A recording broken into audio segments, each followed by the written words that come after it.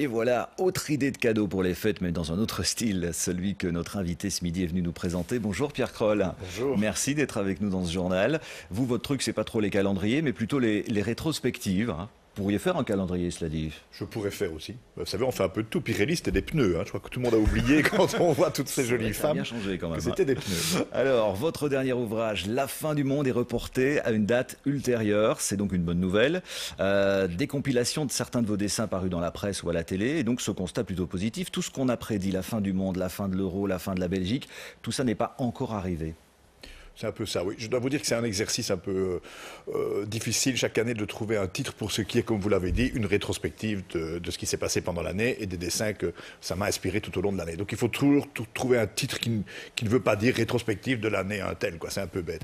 Alors comme je savais que tout le monde allait parler de ce fameux 21 décembre, j'ai trouvé ce titre et je ne prends aucun risque. Parce que si c'est vraiment la fin du monde... La fin du monde annoncée on n'aura selon même le pas le temps de se calendrier Maya souvenir. pour le 21 décembre 2012. Ouais. On n'aura pas le temps de se souvenir que j'ai dit le contraire.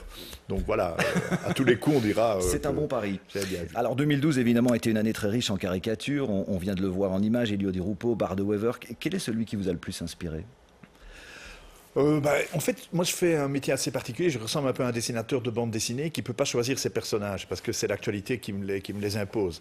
Donc cette année, il y a manifestement beaucoup d'Elio Di Rupo parce que bon, c'est la première année de son gouvernement, un gouvernement qu'on a attendu, je vous rappelle, 541 jours, donc c'est un beau bébé.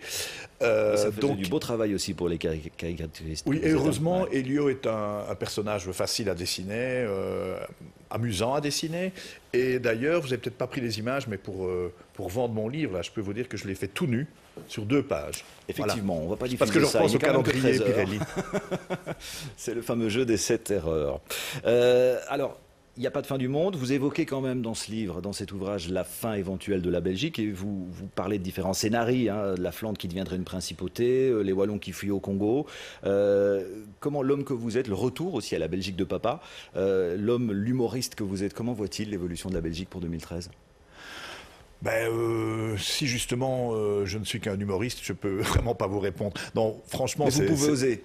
Je crois que, en tout cas, on ne reviendra plus jamais en arrière. Voilà, la Belgique de papa que vous évoquez, je crois que c'est fini. Je crois qu'il y a une certaine Belgique. Il ne s'agit plus de se demander si elle est morte. Elle l'est depuis longtemps. Maintenant, la Belgique plus fédérale encore, voire confédérale, comme le dit Bart de Wever, de demain, j'en connais pas exactement le visage et la date. Je crois qu'il restera encore très très longtemps le nom Belgique qui englobera quelque chose. Mais je crois que plus jamais ce ne sera la même chose à gauche et à droite. À côté des dessins humoristiques, il y a aussi ceux qui font référence à une actualité plus dramatique, plus difficile, la Syrie, la mort de Michel Dardenne, ou encore on va le voir en dessin, l'accident de Sierre, avec 28 morts. C'est très impressionnant parce que là vous arrivez à un dessin à nous toucher, à exprimer une douleur. C'est aussi ça le rôle de la caricature, pas uniquement de faire rire. Oui, je crois. En fait, c'est un métier un peu curieux. On nous demande d'avoir quelque chose à dessiner tous les jours sur l'actualité. Quelle que soit l'actualité. Le plus souvent, on nous demande en même temps de faire rire avec l'actualité, en tout cas de détendre, de dédramatiser. Et parfois, les choses qui arrivent sont trop dramatiques que pour qu'on supporte qu'on en rit, qu'on s'en amuse. Et d'ailleurs, j'en avais pas envie d'ailleurs. Donc à ce moment-là, le lecteur d'un quotidien, il se dit qu'est-ce que le dessinateur va faire là-dessus. Donc c'est très complexe parce qu'il y a une sorte de compétition, si vous voulez. Est-ce qu'il va arriver à faire quelque chose? C'est un peu cynique comme ça, parce qu'on pourrait aussi ne rien dessiner sur ces sujets. Mais alors il y a d'autres lecteurs qui disent... dessins qui marchent, ça fait réfléchir quand même. Oui, ça touche ou se recueillir, je ne sais pas. Moi, dans le cas de ce dessin que vous évoquez, j'ai essayé d'être vraiment au cœur du métier, c'est-à-dire dessiner. J'ai rien dit, il n'y a pas une bulle dedans, il n'y a pas d'histoire racontée, voilà. Et moi, c'est ce tunnel noir qui évoque la mort de ses enfants. Je suis resté Pierre Kroll, imaginons que la fin du monde soit vraiment pour demain. Pour le 21 quand même. Quel serait votre dernier dessin? Pour qui serait votre dernier coup de crayon? Oh, ça c'est une colle, ça. J'allais dire, qu'allez-vous dessiner? J'allais dire peut-être pour celui qui payera le plus cher ce dessin, mais ça ne sert à rien, puisqu'après je ne pourrai quand même rien en faire. Qu'est-ce que vous ferez avec votre argent? Je crois que le dernier, écoutez, il sera peut-être pour moi. Voilà, un dernier truc comme ça, juste avant de partir.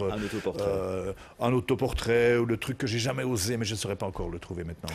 Merci beaucoup Pierre Kroll. La fin du monde est reportée à une date ultérieure. Je rappelle que c'est paru aux éditions Renaissance du Livre. Merci d'avoir été avec nous dans ce journal.